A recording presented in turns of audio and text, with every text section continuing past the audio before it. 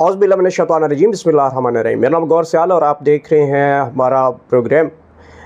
नाज़रीन, DGISPR की बहुत लंबी चौड़ी जो है वो पाकिस्तान की सबसे बड़े दिनों बाद पहली तो बात यह है कि DGISPR ने जब से ये हुकूमत बनी है उसके बाद की ये ग़ालिबन तकरीबन जो है वो पहली प्रेस कॉन्फ्रेंस की गई। बेसिकली ये जो प्रेस कॉन्फ्रेंस थी वो मुल्क की दिफा के लिए, मुल्क की सलामती के लिए, मुल्क की सिक्योरिटी सूरत हाल के हवाले से की जाती है। बदकिस्मती है कि DGISPR को पॉलिटिकल जमातों के हवाले से बयानबाजी की जाती रही है। बड़ी अहम चीज़ें उसमें डिस्कस की जाती रही हैं और ये हम बड़ी देर से सुनते आए हैं कि फ़ौज का सियासत से कोई तल्लक नहीं है।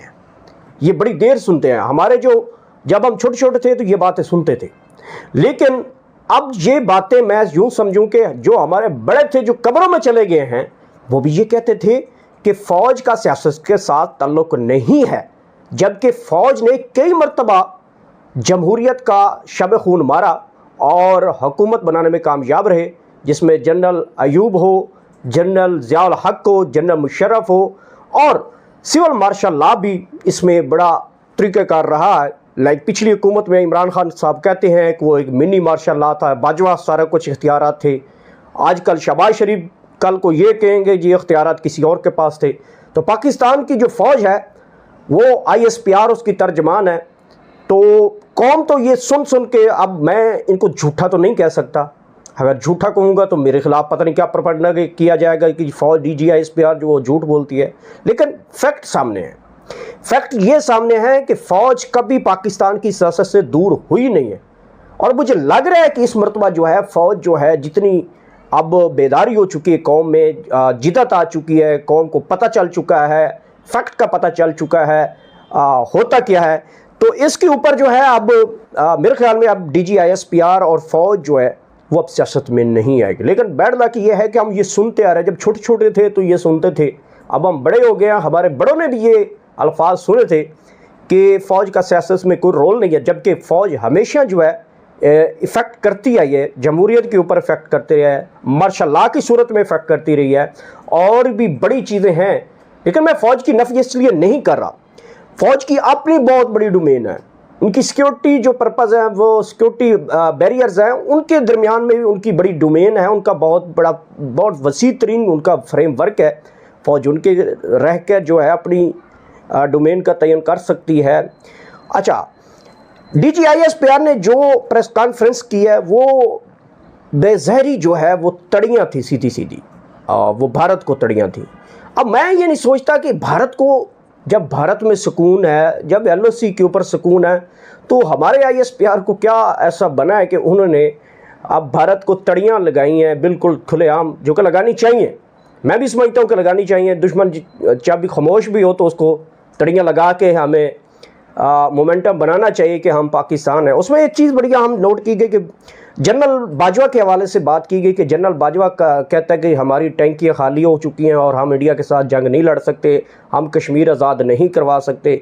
एक और सवाल वहाँ पे सीनियर सहाफ़ी ने किया था, चौधरी अरशद के जो DGISPR हैं उनके सामने ये सवाल रखा कि जनरल बाजवा के बारे में एक इंकशाफ किया गया है हामिद मीर की तरफ से। वो कहते हैं कि जो इंडिया का जो सौदा है वो जनरल बाजवा ने किया। ये भी सवाल है, उसका जवाब मेरे ख्याल में DGISPR ने अभी तक सही क्लियर नहीं किया, गोल मोल जवाब होता रहा। बहरहाल अब एक साफ़ी ने और भी बड़ा सवाल किया। उसने बड़ा सवाल ये रेस सवाल मैंने सबसे पहले किया। मैंने कहा था सबसे पहले, मैंने ये इसकी कंपेन भी मैंने लॉन्च की थी, मुझे याद है, आपको भी याद है, कि अगर ये वाकई फैक्ट है कि हमारी फ़ौज के पास पैसे नहीं हैं, टैंकियाँ खाली हैं, पेट्रोल नहीं डलवा सकते, डीजल नहीं डलवा सकते, जंग नहीं लड़ सकते, तो फिर हम 85% जो बजट है वो हम क्यों दें, किस वजह से दें? हम 85% बजट जो है ना अपने बच्चों के मुंह के 2 वक्त का नवाला छीनकर सिर्फ और सिर्फ अपनी फ़ौज को इसलिए मजबूत करना चाहते हैं कि हम अपने जो खुद मुख्तार इरादियत है उसके ऊपर कायम रहे। पाकिस्तान आज़ाद मुल्क है, उसके ऊपर कायम रहे। हम अपने बच्चों को पेट काट कर अपने 2 वक्त के नवाला छीन कर 85% बजट देते हैं पूरे पाकिस्तान का। और फिर पाकिस्तान का 85% बजट जाता कहाँ है, रिजर्व कहाँ है, ये हुआ क्या है? बांग्लादेश हमारे से आगे निकल गया। इंडिया हमारे साथ आज़ाद हुआ, वो दुनिया की तीसरी बड़ी ताकत बन गया। आप 1 साल होने वाला है अफ़गानिस्तान, वो इस टाइम वहाँ के डॉलर की वहाँ पे जो इकोनॉमिक उनकी चीज़ें हैं उसकी देख लें पाकिस्तान के साथ कितनी डिफरेंस है। आखिर फिर ये गड़बड़ किया है। सियासतदान आता है तो वो कहता है कि जर्नैल जो हैं वो शब खून मारते हैं। जब कोई जर्नैल आता है तो वो पॉलिटिशियन को कहता है कि ये करप्ट है, मुल्क का बेड़ा गर्क है। इसी दौरे में ना कौम को गुमराह किया हुआ है बेसिकली। जज कहते हैं फलाना करप्ट है, जर्नैल कहता है सियासतदान करप्ट है, सियासतदान कहता है जर्नैल करप्ट है। इसी सर्कल में कौम को इन्होंने फुद्दू बना के रखा हुआ दूसरे लफ्ज़ों में। तो ये एक बड़ी पाकिस्तान की अनफॉर्चुनेट और बदकिस्मती है हमारी कि इस फुद्दू खाने से हमें निकालना पड़ेगा इनको। अब 2 बड़ी अहम चीज़ें मैं पूछना चाहता हूँ DGISPR से, जो मेरे ज़ाती सवाल थे। मुझे बता दिया जाए कि क्या वाकई फ़ौज अब सियासत में नहीं है, क्या इन्फ्लुएंस नहीं करेगी। उन्होंने DGISPR ने यह भी फरमाया कि अब सियासी जमातें जो हैं, हमारा कोई भी सियासी जमात के साथ लगाव नहीं है, हम सब पाकिस्तानी हैं। बहुत अच्छी बात की है ये उन्होंने। लेकिन बड़ी अहम चीज़ है कि जब आप 1 साल 1.5 साल बाद प्रेस कॉन्फ्रेंस कर भी रहे हैं तो उसमें अरशद शरीफ के कत्ल की बात क्यों नहीं की गई? अरशद शरीफ के कत्ल के ऊपर सवालात क्यों नहीं उठाए गए? वो हमारा भाई था, हमारा दिल था, हमारी जान थी और हमारा जिगर है, और हम अरशद के कत्ल का इंसाफ लेंगे। इस ज़बान खल्क को नकारा नहीं बनने देंगे, अपने जज्बात को ठंडा नहीं होने देंगे, उसकी वालदा को इंसाफ लेकर देंगे इंशाअल्लाह ताला। एक वो नहीं सवाल उठाया गया, उसके ऊपर क्यों नहीं बात की गई? बहुत पाकिस्तान का अहम टॉपिक था। दूसरा, इमरान खान के ऊपर जो कातलाना वजीराबाद में हमला हुआ है वो क्यों नहीं डिस्कस किया गया? आपने अगर मुल्क की सूरत हाल के ऊपर, और इतने हमने टारगेट ऑपरेशन किए, इतने स्टिंग ऑपरेशन किए, इतने सिक्योरिटी पर्पज़ आए, इतनी हमारी जानें जो हैं वो शहादत नोश की, ये सारा कुछ हमने सुना, किया, देखा। बड़ी अच्छी प्रेस कॉन्फ्रेंस थी, आई अप्रिशिएटेड वेल। बट 2-3 चीज़ें जो हैं वो क्यों नहीं हुई? रजीम चेंज के बारे में क्यों नहीं बताया गया? स्टॉक एक्सचेंज के बारे में क्यों नहीं बताया जाता कि जब से नई हुकूमत आई है स्टॉक एक्सचेंज ऊपर चली गई और डॉलर नीचे आ गया? क्यों नहीं बताया गया? तब तो बड़ा बताते थे आप लोग। खैर, आप बंदा भी वो चेंज हो चुका है। तो अरशद के कत्ल के हवाले से आज भी कौम सवाल उठा रही है। अगर वो इस इदारे के ऊपर ब्लेम कोई लगाना चाह रहा है या लगाने की कोशिश कर रहा है तो इदारा इसको क्लियर करे, वरना वो बंदे को नॉमिनेट करे कि अरशद को पाकिस्तान छोड़ने पे मजबूर किसने किया था। ये सवाल है, सवाल रहेगा, सवाल उठाएंगे, सवाल का जवाब देना पड़ेगा, जवाब लेंगे। ये चीज़ें ऐसे ही खामोश नहीं बन सकेंगी। और आखिर में मैं ये भी पूछना चाहता हूँ DGISPR से कि आपने सिक्योरिटी पर्पस के हवाले से भी बातें कर दी।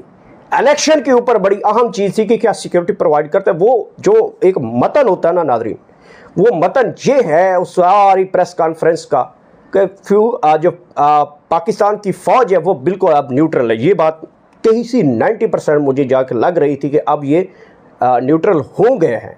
अगर न्यूट्रल ना हो तो इसका मतलब है कि अब इलेक्शन के लिए हमारी सिक्योरिटी अगर ना दी गई तो फिर हम इन्फ्लुएंस कहेंगे, फिर हम सोचेंगे कि वाकई पाकिस्तान की जो फ़ौज है वो किसी ख़ास PDM की जमातों की जो आशीर्वाद है।